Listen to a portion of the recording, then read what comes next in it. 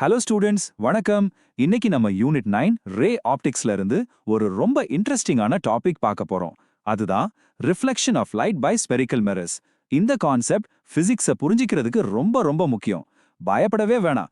எக்ஸாமுக்கு தேவையான மாதிரி ரொம்ப சிம்பிளா சொல்லித்தரேன். வாங்க பார்க்கலாம். ஓகே, கிளாஸை ஸ்டார்ட் பண்றதுக்கு முன்னாடி உங்களுக்கு ஒரு கேள்வி. நீங்க எப்பயாவது யோசிச்சிருக்கீங்களா? ஒரு புது பளபளக்கிற ஸ்பூன் எடுத்து அதுல உங்க முகத்தை பார்த்தா அது ஏன் தலை கீழே தெரியுதுன்னு? இந்த ஒரு கேள்விக்குள்ள தான் நம்ம இன்னைக்கு படிக்க போற டாபிக்கோட சீக்ரெட்டே அடங்கியிருக்கு. ஸோ அந்த ஸ்பூன் மிஸ்ட்ரிக்கு காரணம் என்னன்னு பார்த்தீங்கன்னா, அந்த கரண்டியோட வளைவு, அதாவது அந்த கர்வ் ஒரு ஸ்பெஷல் டைப் ஆஃப் மிரர் மாதிரி ஆக்ட் பண்ணுது. அதோட பேரு தான் ஸ்பெரிக்கல் மிரர். அந்த பசிலை சால்வ் பண்றதுக்கு இதுதான் நம்ம ஃபர்ஸ்ட் க்ளூ. இப்போ இந்த ஸ்பெரிக்கல் மிரரை ஈஸியா புரிஞ்சுக்க ஒரு சின்ன இமேஜினேஷன் பண்ணுங்க. ஒரு பெரிய உள்ள ஒண்ணுமே இல்லாம ஹாலோவா இருக்கிற பளபளக்கிற ஒரு கிளாஸ் பாலா நினைச்சுக்கோங்க. அந்த பால்ல இருந்து ஒரு சின்ன பீஸா கட் பண்ணி எடுத்தா எப்படி இருக்கும்?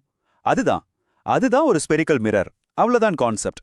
சரி, நம்ம ஸ்பூன் எக்ஸாம்பிள்கே வருவோம். அந்த ஒரு ஸ்பூன்லயே 2 டைப் ஆஃப் மிரர்ஸும் இருக்கு.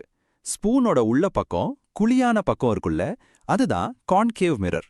இது லைட் ரேஸை எல்லாம் ஒன்னா கொண்டு வரும். ஸோ இதுக்கு கன்வர்ஜிங் மிரர்னு இன்னொரு பேரும் இருக்கு. அதே மாதிரி ஸ்பூனோட வெளியே மெடான பக்கம் இருக்குல்ல, அது கான்வெக்ஸ் மிரர்.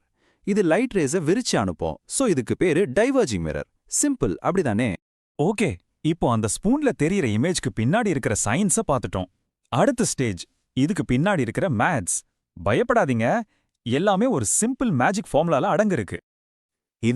இதுதான் அந்த மிரர் ஈக்குவேஷன். உங்க என்சிஆர்டி புக்ல ஈக்குவேஷன் 9.7 இத பார்க்கலாம்.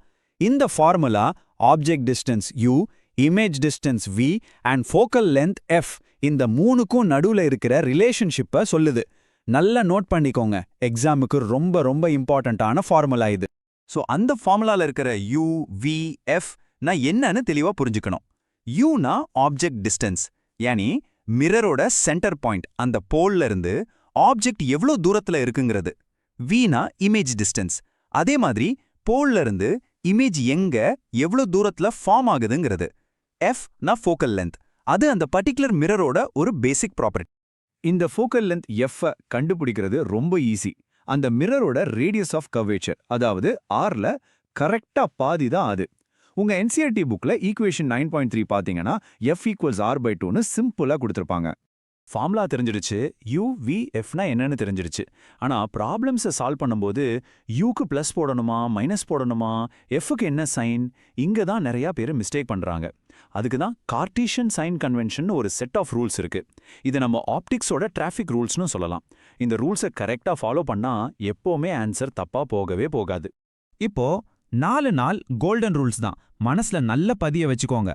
ரூல் நம்பர் 1, எல்லா டிஸ்டன்சஸும் u, v, r எல்லாமே மிரரோட போல், அதாவது p பாயிண்ட்ல இருந்து தான் ஸ்டார்ட் பண்ணி மெஷர் பண்ணணும். ரூல் நம்பர் 2, லைட் வர்ற டைரக்ஷன்லயே நீங்க மெஷர் பண்ணா அந்த distance positive. Rule number 3, light வர்ற டைரக்ஷனுக்கு ஆப்போசிட்டா நீங்க மெஷர் பண்ணா அந்த distance negative. And finally rule number 4, principal ஆக்சிஸ்க்கு மேல மெஷர் பண்ற ஹைட்ஸ் பாசிட்டிவ், கீழே மெஷர் பண்ற ஹைட்ஸ் நெகட்டிவ். அவ்வளவுதான். உங்க டெக்ஸ்ட் புக்ல இருக்கிற இந்த டயக்ராம பாத்தீங்கன்னா நல்லா புரியும். நம்ம இப்போ பேசின அந்த 4 ரூல்ஸும் இந்த ஒரு படத்துல தெளிவா காட்டிடுறாங்க. பாருங்க, லைட் லெஃப்ட்ல இருந்து வருது, ஸோ அந்த டைரக்ஷன் பாசிட்டிவ். அதுக்கு ஆப்போசிட் டைரக்ஷன் நெகட்டிவ். பிரின்சிபல் ஆக்சிஸ்க்கு மேல பாசிட்டிவ், கீழே நெகட்டிவ். அந்த போல தான் நம்ம 0 பாயிண்ட், யானி ஆரிஜினா வச்சுக்கணும். சரி, ரூல்ஸ் படிச்சாச்சு. ஆனா அதை யூஸ் பண்ணி பார்த்தாதான் மனசுல நிக்கும், அப்படிதானே? வாங்க இந்த ரூல்ஸை வச்சு ஒரு சின்ன எக்ஸாம்பிள் சால்வ் பண்ணி பார்க்கலாம். அப்பதான் உங்களுக்கு நல்ல ஒரு கான்ஃபிடன்ஸ் வரும். Okay, let's take an example. உங்க என்சிஆர்டி புக்ல இருக்கிற எக்ஸாம்பிள் தான். ஒரு கான்கேவ் மிரர் இருக்கு. அதோட radius of curvature r 15 centimetre. ஆப்ஜெக்ட்டை மிரருக்கு முன்னாடி 5 சென்டிமீட்டர் தூரத்துல வைக்கிறாங்க. இப்போ சைன் கன்வென்ஷன் அப்ளை பண்ணலாம்.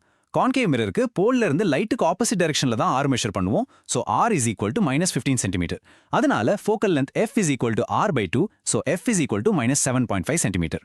ஆப்ஜெக்டும் ரைட்டுக்கு ஆப்போசிட்ல தான் இருக்கும். So u is -5 centimetre. Science போட்டாச்சு.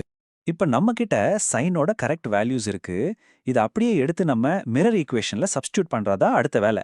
So 1/v + 1/-5 equals 1/-7.5. நீங்க இதை சால்வ் பண்ணி பார்த்தீங்கன்னா நம்ம இமேஜ் டிஸ்டன்ஸ் விக்கு கிடைக்கிற ஆன்சர் என்ன தெரியுமா? +15 சென்டிமீட்டர்ஸ்.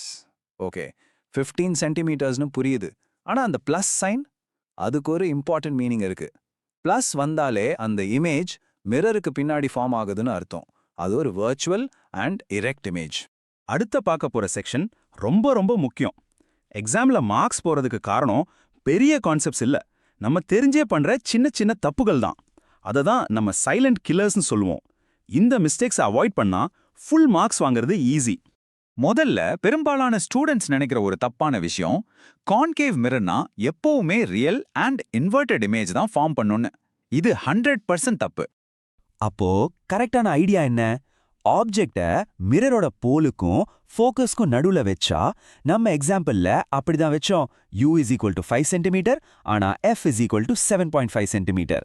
அந்த மாதிரி சிச்சுவேஷன்ல ஒரு கான்கேவ் மிரர் ஒரு வர்ச்சுவல் அண்ட் இரெக்ட் இமேஜ் தான் ஃபார்ம் பண்ணும்.